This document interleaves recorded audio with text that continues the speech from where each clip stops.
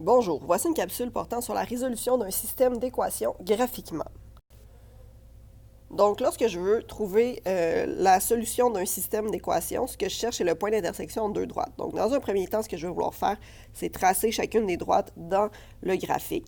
Donc, dans un premier temps, ce que je vais faire, c'est placer mon ordonnée à l'origine de la première équation, qui est à 5.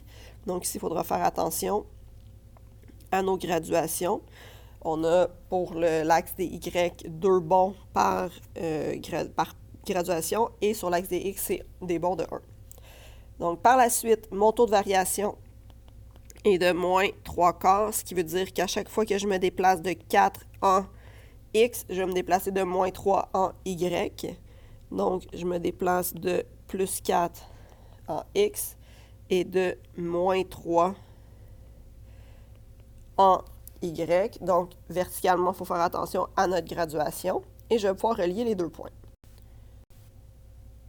Pour la deuxième droite, donc, ce que je vais faire, c'est que je vais aller isoler Y dans l'équation. Donc, à ce moment-là, je vais faire X est égal à 4Y plus 12. Je vais envoyer le 12 de l'autre côté. Donc, X moins 12 égale 4y, et finalement, je vais diviser par 4, donc x quart moins 3 égale y.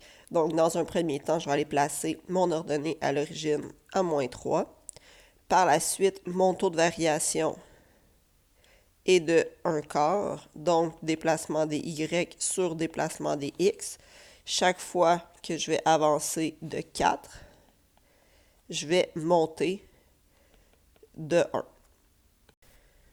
Donc, ce que je constate, une fois que j'ai tracé mes deux droites, c'est que j'ai un point d'intersection ici sur mon graphique, et la résolution d'un système d'équations, c'est de trouver le point d'intersection entre deux droites. On a donc comme solution du système d'équations 8 moins 1. Donc, de la même façon, si on regarde un deuxième exemple, dans un premier temps, je vais tracer la première droite. Donc, j'ai l'ordonnée à l'origine qui est à plus 2. On a le taux de variation qui est 2 tiers. Donc, à chaque fois que je vais avancer de 3 en X, je vais monter de 2 en Y, ce qui me donne des points à relier. Je vais faire la même chose avec la deuxième droite. Donc, ce que je pourrais faire, c'est trouver mes coordonnées.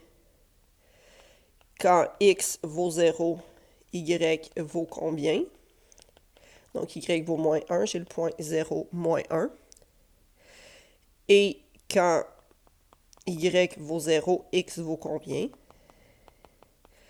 Donc, 2X égale moins 1 demi, X égale moins 1 demi ou moins 0,5.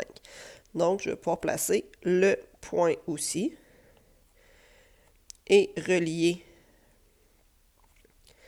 les deux.